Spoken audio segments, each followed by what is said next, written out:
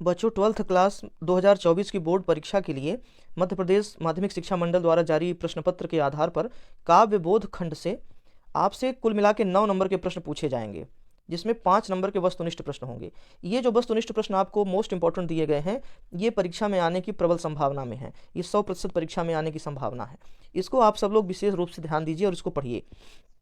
इसमें काव्य के भेद, रस, अलंकार, छंद, शब्द शक्ति, शब्द गुण और बिंब विधान, इन सभी टॉपिकों को इसमें सम्मिलित किया गया है। इसमें 5 नंबर के वस्तुनिष्ठ प्रश्न होंगे। परीक्षा में 100% अंक लाने के लिए आपको इन मोस्ट इंपॉर्टेंट प्रश्नों को पढ़ना अनिवार्य है, तो इस सेक्शन से आप 100% नंबर अर्जित कर पाएंगे। चलिए हम लोग इसको देखते हैं। पहला प्रश्न है, 10वां रस माना गया है। अब इसमें हमें बताना है कि 10वां रस कौन सा है, करुण, श्रृंगार, भयानक, वात्सल्य। इसका उत्तर होगा वात्सल्य। उत्तेजना के मूल कारण को कहते हैं। यह प्रश्न अर्धवार्षिक में भी आया था। यह बहुत ही महत्वपूर्ण प्रश्न है बच्चों। उत्तेजना के मूल कारण को कहते हैं विभाव। किस रस को रसराज कहा गया है? करुण, श्रृंगार, भक्ति, वात्सल, किस रस को रसराज कहा गया है? आप अपने विचार से बताइए। इसका उत्तर होगा श्रृंगार। कौन सा रस हमारे मन में उत्साह का संचार करता है? हमारे मन में वीर रस उत्साह का संचार करता है, क्योंकि वीर रस का स्थायी भाव उत्साह होता है।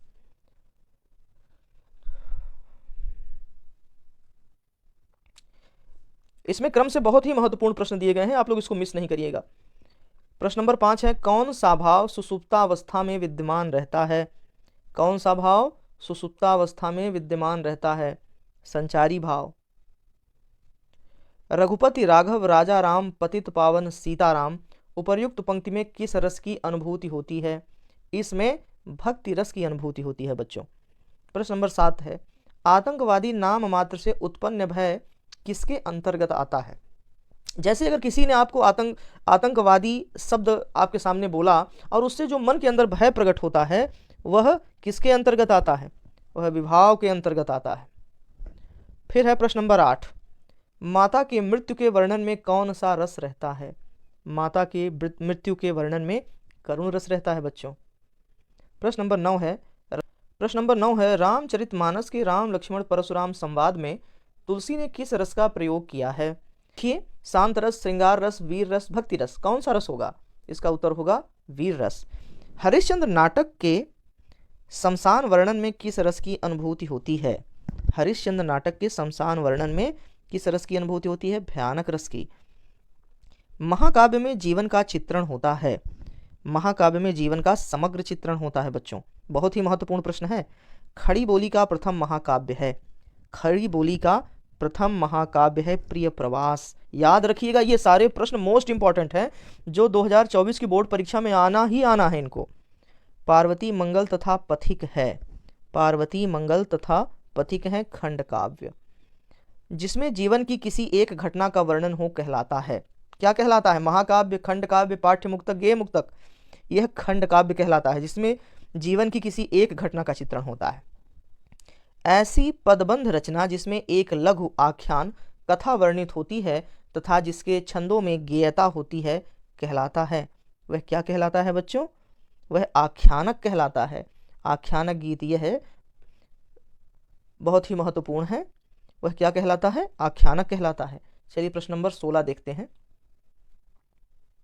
प्रश्न नंबर 16 है, कबीर, तुलसी एवं रहीम के नीति संबंधी दोहे उदाहरण हैं।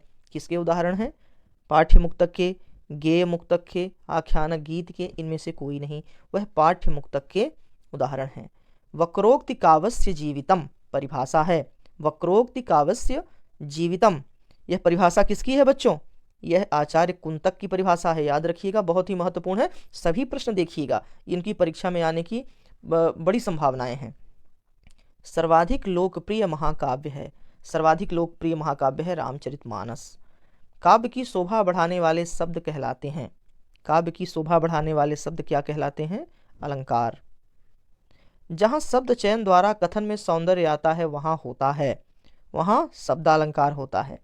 काव्य के अर्थ और भाव को चमत्कार पूर्ण बनाने वाले अलंकार कहलाते हैं।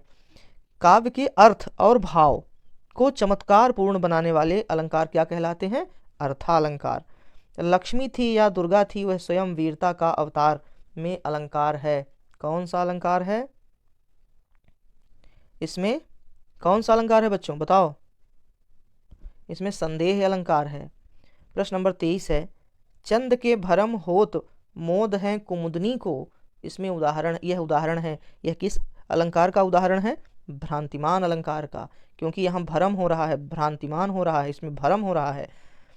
मोहब्बत एक मीठा जहर है, इस वाक्य में अलंकार है। देखिए यहाँ पे मोहब्बत एक मीठा जहर है, इसमें कौन सा अलंकार होगा बताइए, विचार करिए आप लोग। विभावना, विरोधाभास, विशेषोक्ति, व्यतिरेक। देखिए मीठा जहर, इसलिए यहाँ क्या होगा, विरोधाभास।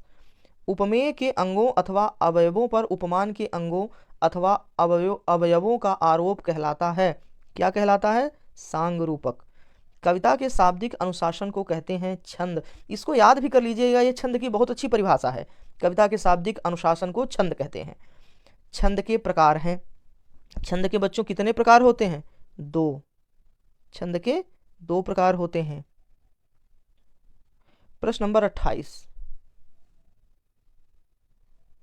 प्रश्न नंबर 28 देखिए, मात्रा की गणना के आधार पर जिस छंद की रचना होती है उसे क्या कहते हैं, उसे मात्रिक छंद कहते हैं।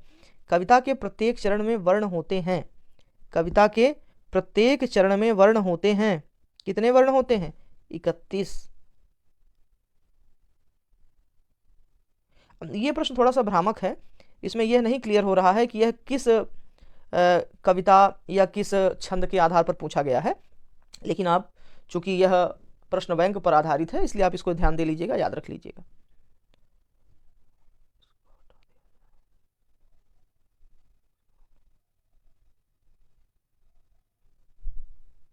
प्रश्न नंबर 30 देखते हैं, हिंदी काव्य में मुक्त छंद के प्रवर्तक हैं।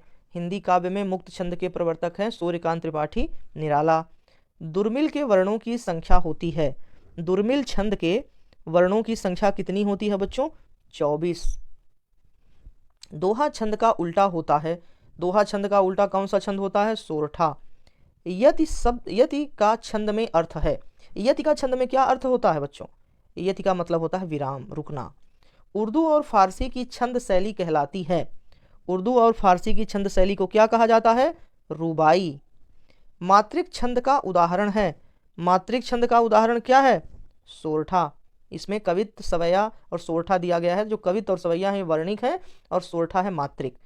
माधुर्य काव्य गुण किस रसों में पाया जाता है, माधुर्य किन रसों में पाया जाता है, यह पाया जाता है श्रृंगार रस में।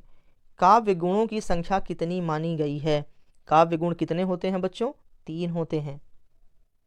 ये बहुत ही महत्वपूर्ण प्रश्न है, इनको आप लोग ध्यान दे लीजिए, ये बहुत ही महत्वपूर्ण है। अगर आपने इसको तैयार कर लिया तो आप यकीन मानिए कि आपका इस काव्य खंड से जो बहुविकल्पीय प्रश्न पूछे जाने हैं उसमें आपको पूरे के पूरे नंबर मिल जाएंगे। जिस काव्य गुण विशेष के कारण सहृदय का चित्त व्याप्त हो जाता है, अर्थात सहृदय के चित्त में अर्थ पूरे का पूरा रम जाता है, उसे कहते हैं, कौन सा काव्य गुण कहते हैं उसे बताओ, उसे कहते हैं प्रसाद गुण। ठीक है, चलिए उसे कहते हैं प्रसाद गुण।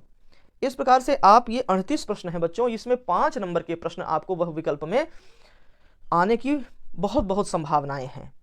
चलिए आपको बहुत बहुत धन्यवाद।